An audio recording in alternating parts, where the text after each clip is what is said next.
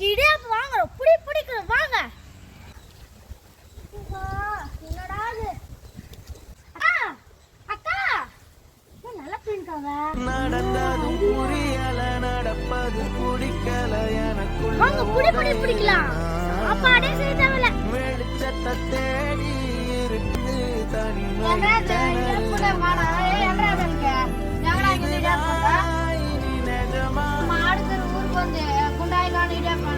லாபமே போலாம் ஊருக்கு ஏன்டா இது சிட்டியாமா சிட்டி கொட்டி மாதிரி இருக்குங்க.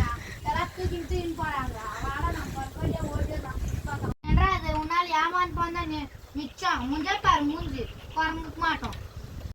ஐயோ இந்த சிட்டிக்கு வந்து என்னோட செட்டி தான் காணாம போச்சு. போனு தான் மிச்சம்.